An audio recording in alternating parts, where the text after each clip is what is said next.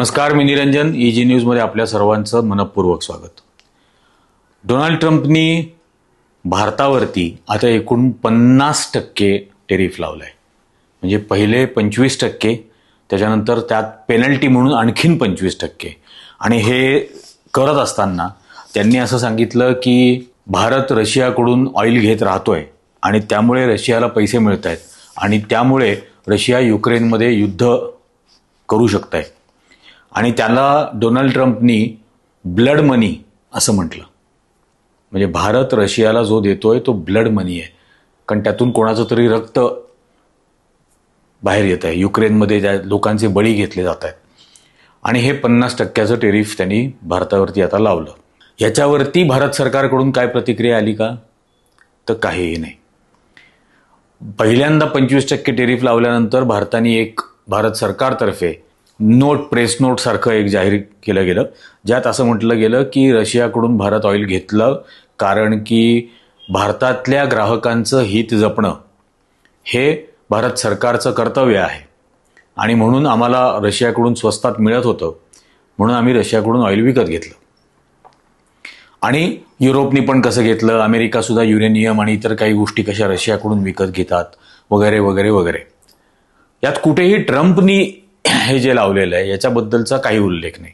म्हणजे ट्रम्पचा निषेध केला, ट्रम्पचा धिक्कार केला किंवा आम्ही पाहून घेऊ किंवा याच्या बदल्यात अमेरिकेवरती काही टेरिफ भारताने ॲडिशनल जाहीर केले, जे अनेक देशांच्या बाबतीत घडलं की अमेरिकेने कॅनडावरती टेरिफ लावल्यानंतर कॅनडाने अमेरिकेवरती 25% टेरिफ लावले. अमेरिकेने चीनवरती पहिल्यांदा 50%, मग 100%, मग 150%, सगळं 200%पर्यंत टेरिफ नेलं. चीननी पण 200%पर्यंत टेरिफ नेलं. हे सगळं झाल्यानंतर डोनाल्ड ट्रम्प गोगलगाय झाले आणि चीनचे टेरिफ त्यांनी 200% जे केले होते ते आता परत काहीतरी 30-40%पर्यंत खालती आणून ठेवले. आणि अजूनही त्यांची निगोसिएशन त्यांच्याबरोबर चालूच आहेत. भारताच्या बाबतीत नरेंद्र मोदी या नॉन बायोलॉजिकल प्राण्यांनी पहिल्यांदा हे डोनाल्ड ट्रम्प बरोबर चर्चा होण्याच्या आधीच अर्थसंकल्पामध्येच American motorcycles, American yachts, American cars याच्यावरच्या इम्पोर्ट ड्युटीज कमी करून टाकल्या. आत्ता या टेरिफचं पहिल्यांदा 25% लावल्यानंतर आणखीन कमी केल्या आणि पुन्हा चर्चा चालू ठेवली होती. त्याच्यामध्ये मध्यंतरी एक थोतांड केलं की अमेरिकेच्या या टेरिफला आम्ही उत्तर देऊ आणि याच्यामध्ये मला व्यक्तिगत किंमत चुकवायला लागेल, पर्सनल किंमत चुकवायला लागली तरी हरकत नाही. आता नरेंद्र मोदींना पर्सनली काय किंमत चुकवायची आहे? नरेंद्र मोदींना शेतकरी आहे, नरेंद्र मोदींना उद्योजक आहे, नरेंद्र मोदींना कुठे नोकरी करतात, कुठल्या कंपनीत की त्यांची नोकरी जाऊ शकेल, काय आहे? नरेंद्र मोदींना व्यक्तिगत काय किंमत चुकवायला लागणार आहे याच्यात? याचं कारण असं आहे की या नॉन बायोलॉजिकल प्राण्यांनी अमेरिकेमध्ये व्हाईट हाऊसमध्ये घेतलेल्या पत्रकार परिषदेत त्यांना ज्यावेळेला गौतम अदानीबद्दल प्रश्न विचारला त्यावेळेला त्यांनी सांगितलं हा पर्सनल मॅटर आहे. गौतम अदानी हा पर्सनल मॅटर आहे. त्यामुळे याच्यातली पर्सनल किंमत मोदीला जास्तीत जास्त काय चुकवायला लागू शकते? तर गौतम अदानी. अरे देश मोठाच आहे गौतम अदानीपेक्षा, यात काही पर्सनल किंमत चुकवणं आणि त्याला काहीतरी स्वतःचा त्याग म्हणवणं ढोंग आहे. हे नॉन बायोलॉजिकल प्राण्यांनी केलेलं ढोंग आहे मुळात. आणि दुसरी गोष्ट, त्या प्रसिद्धी पत्रकामध्ये भारत सरकारने जे म्हटलं की भारतीय ग्राहकांचं हित जपणं हे आमचं कर्तव्य आहे. हो का? मग आता भारतीय ग्राहकांचं हित कसं जपलं? रशियाकडून जर का जवळजवळ कमीत कमी 30%, जास्तीत जास्त 50% कमी किमतीमध्ये तुम्ही क्रूड ऑइल जर विकत घेत होता तर भारतातल्या किमती किती कमी झाल्या? भारतातली किंमत कमी झालीच नाही. जी पेट्रोल आणि डिझेलची किंमत आपण 2 वर्षापूर्वी देत होतो, 2 वर्षापासून रशियाकडून ऑइल घेत आहे भारत, तर 2 वर्षापूर्वी जी पेट्रोल डिझेलची किंमत देत होतो त्यात काही कमी घडली? कमी झालेली आतापर्यंत एक छदाम रुपया कमी नाही झाला त्याच्यातला. आता याच्या पलीकडची आकडेवारी सांगतो. म्हणजे 20 ते 50% कमी किमतीमध्ये रशियाकडून भारत क्रूड ऑइल घेत होता. आता याचा अर्थ जवळजवळ $30 पर बॅरल $30 स्वस्तामध्ये भारताला मिळत होतं. $30 कमी आंतरराष्ट्रीय किमतींपेक्षा. बॅरल म्हणजे किती? 159 लिटर क्रूड ऑइल असतं एका बॅरलमध्ये, 159 लिटर. आणि असे कित्येक दशलक्ष बॅरल्स भारतातल्या या कंपन्या रोज विकत घेत होत्या. दशलक्ष बॅरल्स. विचार करा याची. आणि हे आता कसं ते तुम्हाला मी याच्या पुढची आकडेवारी सांगतो. Indian oil, Bharat petroleum corporation आणि हिंदुस्तान पेट्रोलियम या 3 कंपन्यांचा संयुक्त प्रॉफिट, 3 कंपन्यांचा मिळून असलेला नफा एका वर्षातला 2023-24 या एका वर्षातला नफा आहे 86,000 कोटी. त्याही पलीकडची आकडेवारी धक्कादायक गोष्ट सांगतो. त्याच्या 1 वर्ष आधी ही 23-24 मध्ये या 3 कंपन्यांचा नफा झाला 86,000 कोटी. 2022-23 ला 1 वर्षापूर्वी या 3 कंपन्यांचा मिळून असलेला नफा होता 3400 कोटी. 3400 कोटीवरून 86,000 कोटी रुपयापर्यंत नफा या 3 कंपन्यांनी मिळवला. आणि या 3 कंपन्या करतात काय देशासाठी? तर नरेंद्र मोदींचे प्रत्येक पेट्रोल पंपावरती होर्डिंग्ज लावतात. समजा असं गृहीत धरा की हे 3400 कोटी रुपये एवढाच प्रॉफिट ठेवला असता तर 83,000 कोटी रुपये हे देशातल्या नागरिकांना मिळाले असते.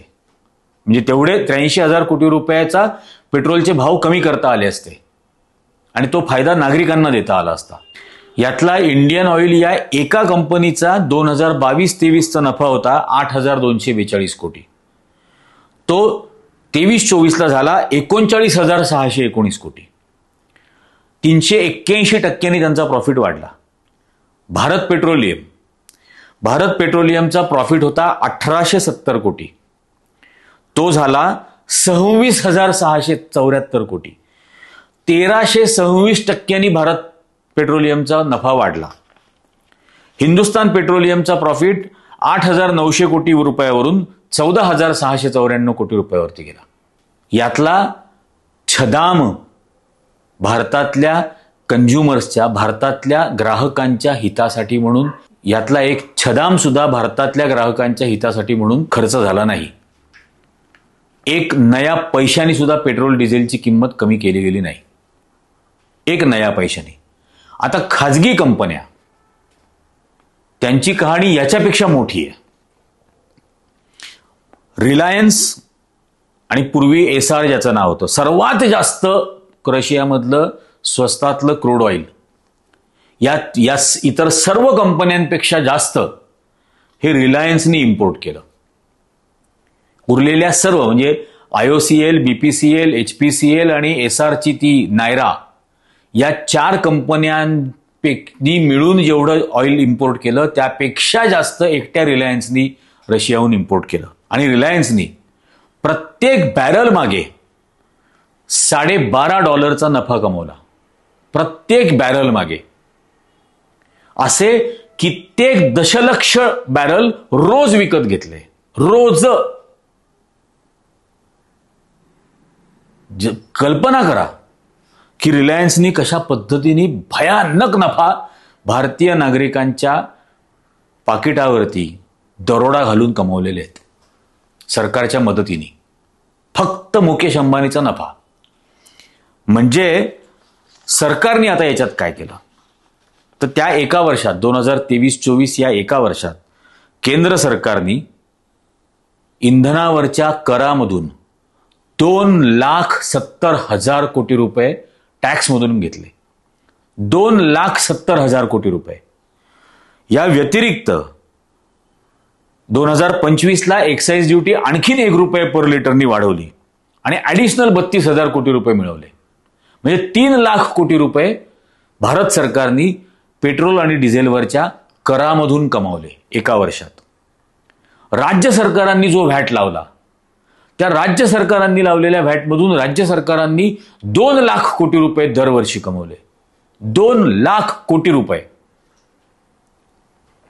दरवर्षी पेट्रोल डिझेलवरच्या टॅक्समधून. आज पेट्रोलवरचा एकूण कर हा 46% आहे. किमतीच्या 46%. म्हणजे 100 रुपयाचं जर पेट्रोल गृहीत धरलं तर त्यातले 46 रुपये आपण फक्त टॅक्स म्हणून देतो. ऍक्च्युअल ते पेट्रोल आहे 54 रुपयाचं. आणि त्यातही नफा आहे त्या पेट्रोल पंपच्या डीलरचा. आणि डिझेलवरती 42% हा नफा आहे याच्यातला. हे इतकं भयंकर आहे. $60 बिलियन, $60 बिलियन एवढा नफा रिलायन्सनी एक्सपोर्ट्समधून कमावला. $60 बिलियन. ही कल्पनाच करू शकत नाही. $1 बिलियन म्हणजे साधारणतः आपण असं धरू 8,500-9 हजार कोटी, आणि $60 बिलियन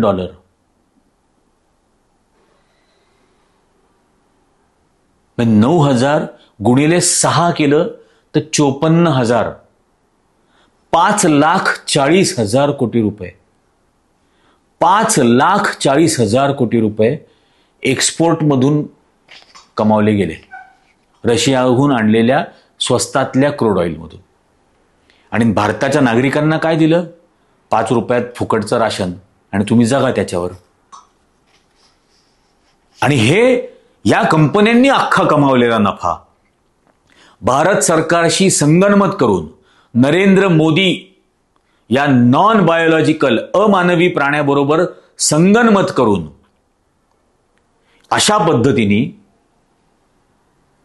इतका भयानक नफा या मुकेश अंबानी आणि बाकीच्या लोकांनी कमावला. यातला एक छदाम भारतातल्या नागरिकांचा फायदा व्हावा म्हणून खर्च झालेला नाही.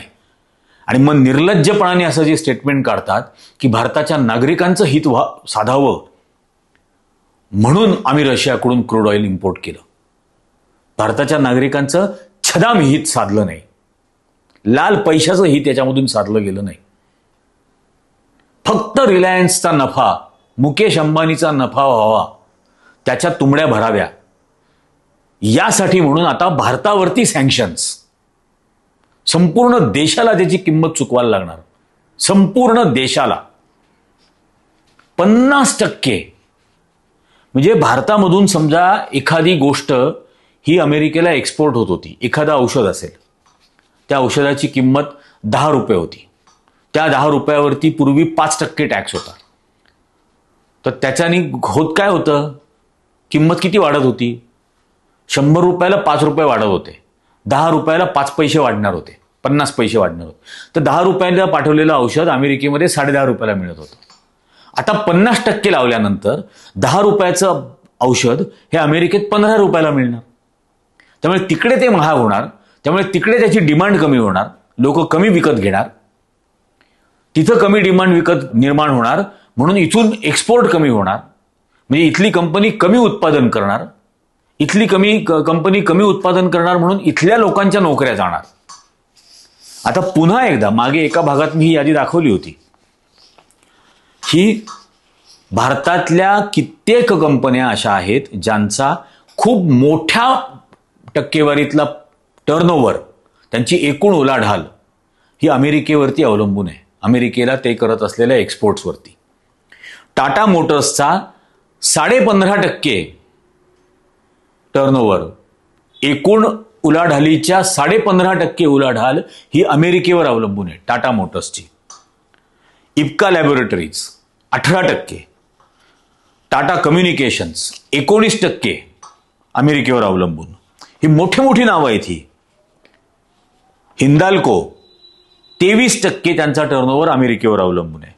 ओरॅकल फायनान्शियल सर्व्हिसेस 27% टर्नओव्हर अमेरिकेवर अवलंबून आहे. टाटा एलेक्सी 31% टर्नओव्हर अमेरिकेवर अवलंबून आहे. भारत फोर्ज 45% टर्नओव्हर अमेरिकेवर अवलंबून आहे. टेक महिंद्रा 51% टर्नओव्हर अमेरिकेवर अवलंबून आहे. हे भयंकर आकडे आहेत हे. बिर्ला सॉफ्ट जवळजवळ 86% टर्नओव्हर अमेरिकेवर आहे. सेगॅलिटी इंडिया 100% टर्नओव्हर अमेरिकेवर अवलंबून आहे. एम्फसिस 81% टर्नओव्हर अमेरिकेवर अवलंबून आहे.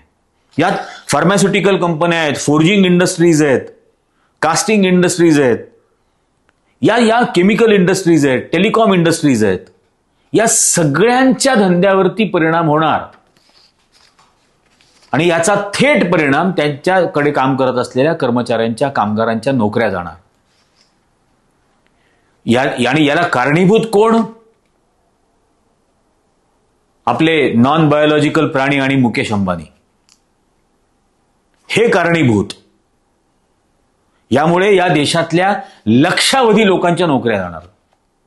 शेकडो. भारताचा एकूण टर्नओव्हर जो आहे, म्हणजे भारताचं जेवढं एकूण एक्सपोर्ट आहे भारत सरकार म्हणजे भारत देशाचं, या भारताच्या एकूण एक्सपोर्टच्या 20% एक्सपोर्ट फक्त अमेरिकेवर आहे. आता याची तुम्ही कल्पना करा की हे कुठल्या थराला यांनी नेऊन ठेवलं. आणि याच्या उलट डोनाल्ड ट्रम्प सांगतो आम्ही पाकिस्तानमध्ये ऑइल रिझर्व्ह तयार करणार, मॅसिव्ह स्केलवर तयार करणार. जगाला माहिती आहे की ऑइल हे युद्धाचं आणि उद्योगांचं सर्वात महत्वाचं इंधन आहे. पाकिस्तानसारख्या देशामध्ये तर वीज निर्मिती सुद्धा ऑइलवरती होते. आणि म्हणून अशा अवस्थेमध्ये पाकिस्तानमधले ऑइल रिझर्व्ह अमेरिका उभे करणार. पाकिस्तानमधली संपूर्ण डिफेन्स सिस्टीम, त्यांचं संपूर्ण एअरफोर्स, त्यांची आर्मी, नेव्ही यांना संपूर्ण सहकार्य हे चीन करणार.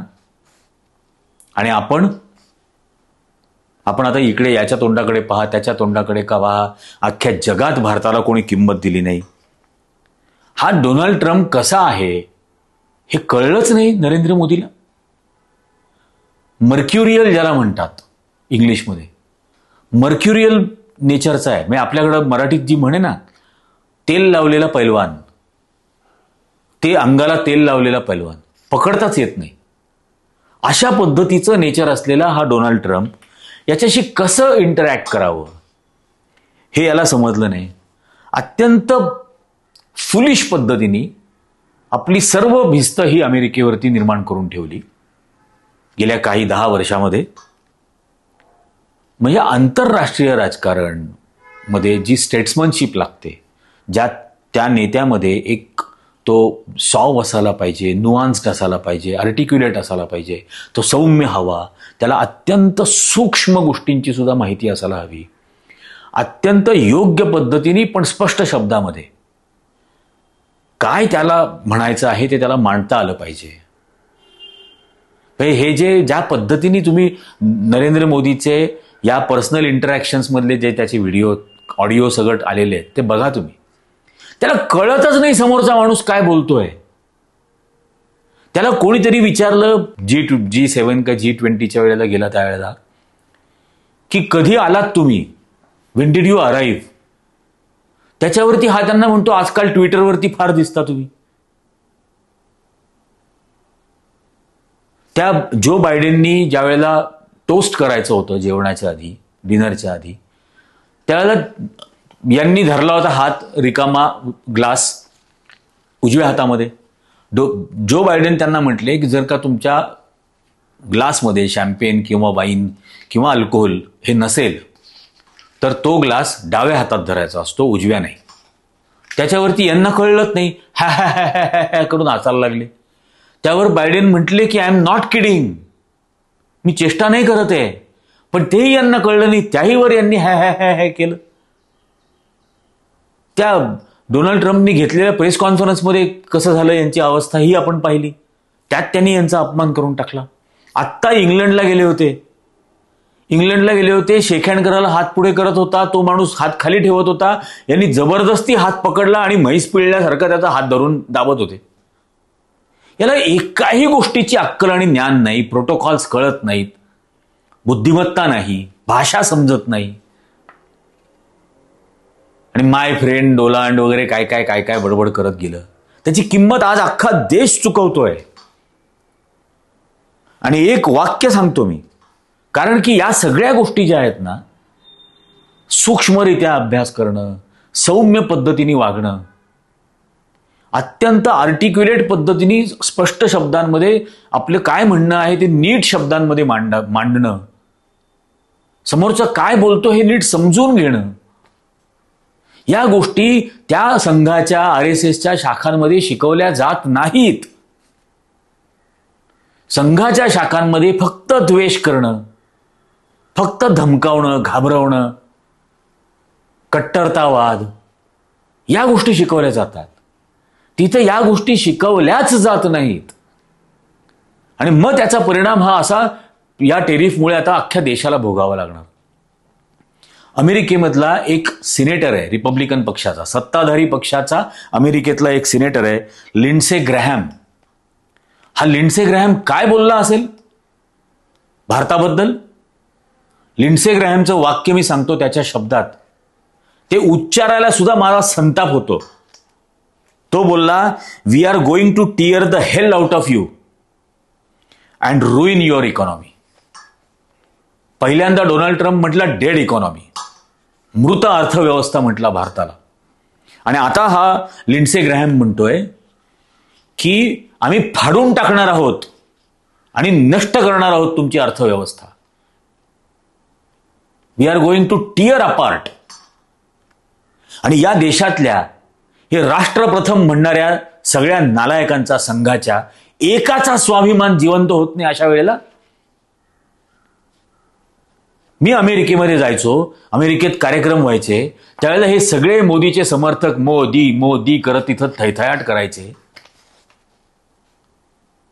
आता कुठे दडून बसलेत? आता एकाचं थोबाड उचकटत नाही. हे सगळे हिंदुत्ववादी, सगळे अमेरिकेतले, कॅनडातले. तो एक मूर्ख मुंबईचा होता, तो आता पळून गेला तिकडे अमेरिकेला, अभिहराम दीक्षित. आता का थोबाड बंद आहे? का नाही बोलत अमेरिकेबद्दल? का डोनाल्ड ट्रम्पला विरोध करत नाही? कारण हातापायात बेड्या घालून हुसकून देईल. या सगळ्या हिंदुत्ववाद्यांची तिथं आता छडी चूप झालेली आहे अमेरिकेत. छडी चूप, थोबाड बंद, शिवून टाकले डोनाल्ड ट्रम्पने. आणि एवढा मोठा देशाचा अपमान करून सुद्धा या राष्ट्रप्रथम म्हणणाऱ्यांनी शेपूट प्रथम घातली. याचा आपण देशातल्या लोकांनी गंभीरपणाने विचार करण्याची वेळ आहे. इलेक्ट्रोल बॉन्डचा घोटाळा केला, राफेलचा घोटाळा केला, किती विमानं पडली हे अजून सांगायला तयार नाही. कायम विषय इकडे तिकडे डायव्हर्ट करत राहायचे. नेहरूंपासून राजीव गांधी, इंदिरा गांधींपर्यंत विषय डायव्हर्ट करायचे. आत्ताचं काय? आत्ता किती राफेल पडली याचं उत्तर काय हे देणार नाहीत. अमेरिकेने 50% टेरिफ लावले, बोलणार नाहीत. आणि आता जाणार आहेत चीनला. आणि तुम्हाला मला काय सांगत होते, दिवाळी आली की चीनचा आकाशकंदील घेऊ नका, चीनची मेणबत्ती घेऊ नका. आणि आता जाणार आहेत तिकडे चरणचुंबन करायला, घ्यायला शी जिनपिंगचं. आणि भारताची जमीन बळकावून बसलेला आहे चीन, त्याच्याबद्दल यांचं थोबाड उचकटू शकत नाहीत. हे इलेक्ट्रोल बॉन्ड झालं, हे ऑपरेशन सिंदूर मधला प्रकार झाला, पुलवामा सारखे संशयास्पद गोष्टी घडल्या. हा आता हे अख्खा निवडणुकीतला घोटाळा राहुल गांधींनी समोर आणला. हे प्रश्नांना उत्तरं देणार नाहीत, इतर ठिकाणी विषय डायव्हर्ट करत राहतील. तुम्ही आणि मी विचार करायचा आहे, या गोष्टी जर बदलायच्या असतील तर काय करायला हवं. आणि एक प्रचंड मोठं देशव्यापी जन आंदोलन उभं राहणं गरजेचं आहे याच्या विरोधात. काय वाटेल ती किंमत चुकवायला लागली आपल्याला तरी चुकवू, पण या पद्धतीने देशाचा विनाश करू येणार नाही. कुठल्याही अमेरिकेच्या फालतू सिनेटरची हिंमत नाही झाली पाहिजे हे बोलायची. इंदिरा गांधींनी अमेरिकेच्या राष्ट्रपतीला दम भरला होता, रिचर्ड निक्सनला. इथे एक सिनेटर उभा राहून बोलतो की तुमची अर्थव्यवस्था आम्ही फाडून टाकून नष्ट करू. आणि या सत्ताधीशांपैकी एकाचं थोबाड उचकटत नाही. शेण खाल्लंय यांनी त्या गौतम अदानी आणि अंबानीमुळे. आणि म्हणून आज देशावरती ही अत्यंत लाचार अशी अवस्था आलेली आहे. तुम्ही विचार करणार की नाही? आणि खरोखर सांगतो, काय किंमत चुकवायला लागेल ती चालेल, पण याचा विरोध करण्यासाठी रस्त्यावरच उतरावं लागेल. काय ते जनसुरक्षा कायदा अटक करतील, तुरुंगात टाकतील, नाही तर फासावर टाकतील, काही पर्वा नाही त्याची. पण या मोठ्या जन आंदोलनासाठी भारताला तयार राहावं लागेल. इतकंच विनंती करण्यासाठी हा आत्ताचा व्हिडिओ करतोय. हे डोळे उघडा आणि आपल्या मुलाबाळांचं भवितव्य जर सुरक्षित निर्भय करायचं असेल, धर्मनिरपेक्ष वातावरणात करायचं असेल, तर या संघर्षासाठी तयार व्हा. तुम्हाला काय वाटतं हे खाली कॉमेंट करून नक्की सांगा. हा व्हिडिओ जास्तीत जास्त लोकांपर्यंत पोहोचवा. जास्तीत जास्त जणांना चॅनल सबस्क्राईब करायला सांगा. आजच्या भागात इतकंच. धन्यवाद.